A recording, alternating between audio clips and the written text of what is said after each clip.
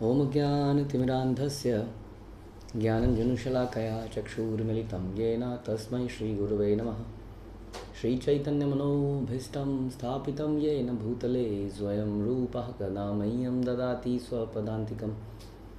वन्देऽहं श्रीगुरौ श्रीयुतापदकमलं श्रीगुरून् वैष्णवांश्च श्रीरूपं साग्रजातं सहगण रघुनाथान्वितं तं सजीवं साद्वैतं सावधूतं परिजनसहितं कृष्णचैतन्यदेवं श्रीराधाकृष्णपादान् सहगणललिता श्रीविशाखान्वितांश्च। हे कृष्ण करुणा सिंधु दीनबंधु जगत्पते गोपेश गोपिका कांत राधा कांत नमस्तुते। तप्त कांचन गौरांगी राधे वृंदावनेश्वरी वृषभानुसुते देवी प्रणमामि हरिप्रिये। वाञ्छाकल्पतरुभ्यश्च कृपा सिन्धुभ्यैव च पतितानां पावनेभ्यो वैष्णवेभ्यो नमो नमः। जय श्री कृष्ण चैतन्य प्रभु नित्यानंद श्री अद्वैत गदाधर शिवासादि गौर भक्तवृंद। हरे कृष्णा कृष्ण कृष्णा हरे हरे हरे राम राम राम हरे हरे। नमो विष्णुपादाय कृष्णप्रेष्ठाय भूतले श्रीमते भक्तिवेदांत स्वामिन्निति नामिने। नमस्ते सारस्वते देवे गौरवाणी प्रचारिणे निर्विशेष शून्यवादी पाश्चात्य देश तारिणे। हरे कृष्ण। भगवद्गीता अध्याय पहला श्लोक संख्या 21 और 22। अर्जुन उवाच सैनयो उभयो मध्ये रथं स्थापये मे अच्युता यावदेतान् निरीक्षेऽहं योद्धकामान् अवस्थिताम् कैमया सह योद्धव्यम् अस्मिन् रणसमुद्यमे। अर्जुन ने कहा, हे अच्युत, कृपया करके मेरा रथ दोनों सेनाओं के बीच में ले चले, जिससे कि मैं वहां उपस्थित युद्ध की अभिलाषा रखने वालों को और शस्त्रों की इस महान परीक्षा में जिनसे मुझे संघर्ष करना है उन्हें देख सकूं। तो अभी तक हम सुन रहे थे दोनों सेना के लोग कुछ बातचीत कर रहे थे, उन्होंने शंख वंख बजाए। अब जो है अर्जुन युद्ध को आरंभ करने वाले हैं, लेकिन युद्ध को आरंभ करने से पहले या कि जीवन में किसी भी चीज़ को शुरू करने से पहले इट इज़ वेरी इंपॉर्टेंट कि हम उसका हाई लेवल व्यू देखें। इसको कहते हैं बर्ड्स आई व्यू। जब हम नीचे खड़े होते हैं ना किसी स्ट्रीट के अंदर, किसी जैसे आपने जंतर मंतर सुना होगा, जंतर मंतर। हर दरवाज़ा लगता है कि बाहर निकल जाएगा, लेकिन वो अंदर ही गली सी के अंदर, गलियों में आदमी भटक जाता है ना कई बार। शहरों की गलियों में हम लोग भटक जाते हैं, रास्ता पता नहीं चलता है। लेकिन अगर हम ऊपर चढ़ के देखेंगे तो हमें समझ में आ जाएगा कि कौन सा रास्ता वास्तव में बाहर निकल रहा है। हाँ, किसी समस्या को उसके अंदर घुस के समझना बड़ा मुश्किल होता है। उससे बाहर निकल के एक इंडिपेंडेंट व्यू से, एक हाई लेवल से, एक ओवरव्यू करके उस समस्या समझ में आती है,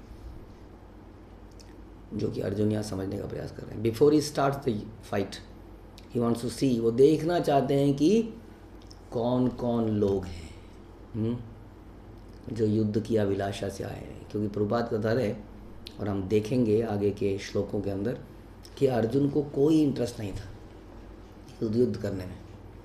वो तो दुर्योधन बिल्कुल माना ही नहीं किसी चीज़ के लिए, तो एक तरह से युद्ध तो थुप सा गया, ज़बरदस्ती हो ही गया।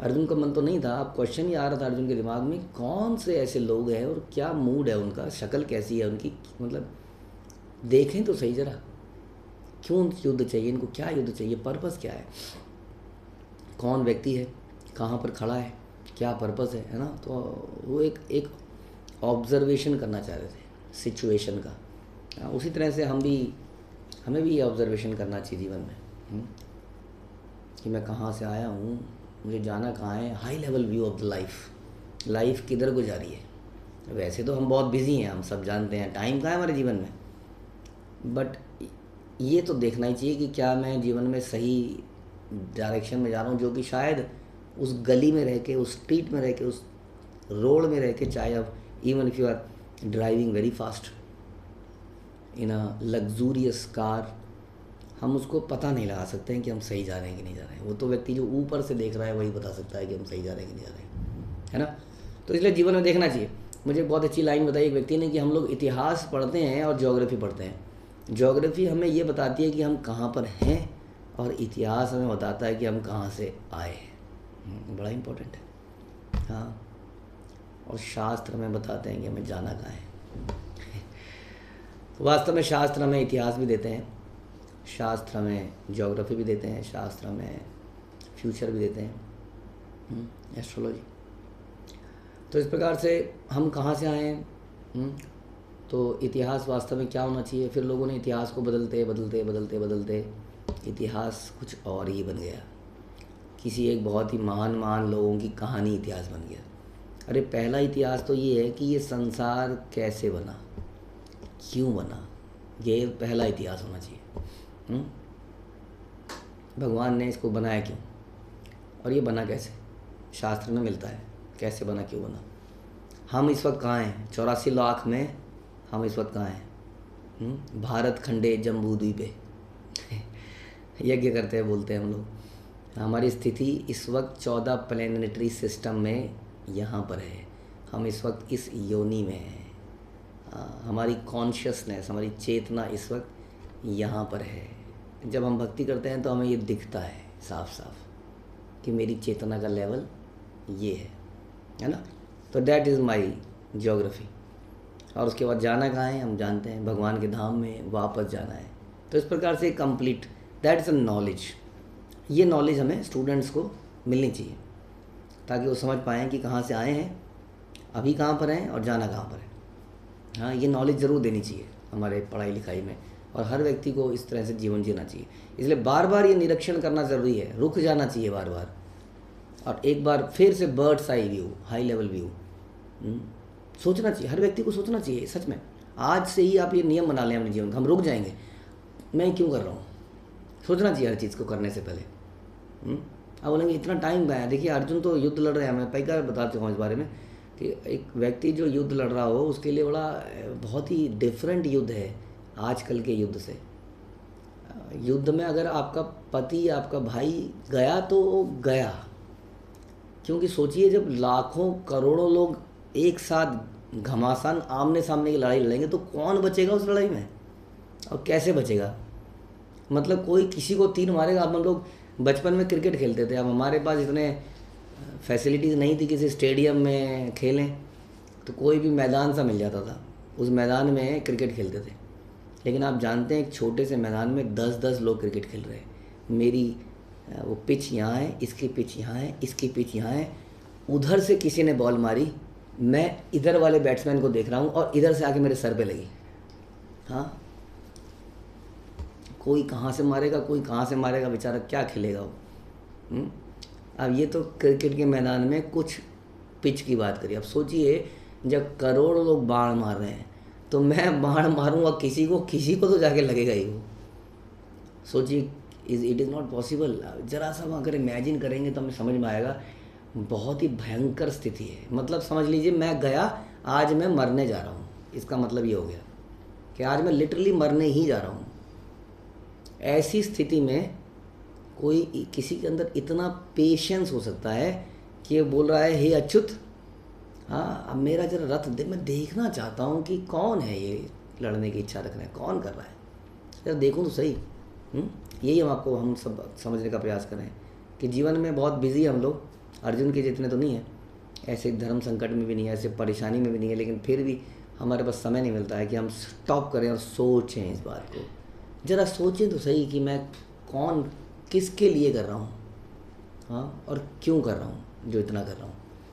तब हमारे जीवन में भी नए नए आंसर मिलेंगे, हमें बड़ी ज़बरदस्त डायरेक्शन मिलेगी। जब हम सोचने का प्रयास करेंगे तो भगवान की कृपा से हमें गुरु मिलते हैं, और फिर गुरु की कृपा से भगवान मिलते हैं। तो जब आदमी सोचता है, इंट्रोस्पेक्ट करता है, तो भगवान किसी को भेजते हैं, इनसे पूछो जाके कि मैं क्या कर रहा हूँ, मैं क्यों कर रहा हूँ। अब कोई पूछता ही नहीं है तो उसको इसलिए गुरु मिलते नहीं है आजकल। ये हम पूछते ही हैं कि गुरु जी ये बताइए 2 का 4 कैसे बनाया जाए, तो फिर गुरु जी भी 2 के 4 वाले मिलते हैं। तो यही समस्या है। जैसी जिज्ञासा करेंगे वैसा ही आंसर मिलेगा, वैसा ही टीचर मिलेगा। जैसे हमारे यहाँ जब हम पूछेंगे तो आंसर मिलेगा। ऐसे ही बाइबल भी कहती है कि आप पूछोगे, will seek, ask and you will get it. तो यहाँ पर अर्जुन इतनी बिजी सिचुएशन से अपने आप को हटा रहे हैं और बोल रहे हैं, हे अच्युत कृपया करके मेरा रथ दोनों सेनाओं के बीच में ले चले। अब प्रभुपाद कह रहे हैं कि यद्यपि श्री कृष्ण साक्षात भगवान है, किंतु वे अहेतुक की कृपा बस अपने मित्र की सेवा करने में लगे हुए हैं। हाँ, अब भगवान शुड बी सर्व्ड, लेकिन वहाँ वो अपने मित्र की सेवा कर रहे हैं। क्या अर्जुन क्या ऑर्डर दे रहा है भगवान को?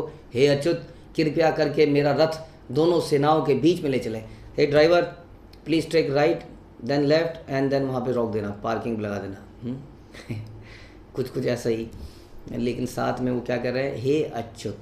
हाँ, बहुत ही बढ़िया संबंध है। देखिए अर्जुन का ये जो वाक्य बड़ा इंपॉर्टेंट है, क्योंकि although he is giving it looks like कि वो एक डायरेक्शन दे रहा है कृष्ण को, लेकिन वो साथ में क्या बोल रहे हैं? हे अच्युत, विच मीन्स कि आप अपनी स्थिति में हमेशा बने रहते हैं।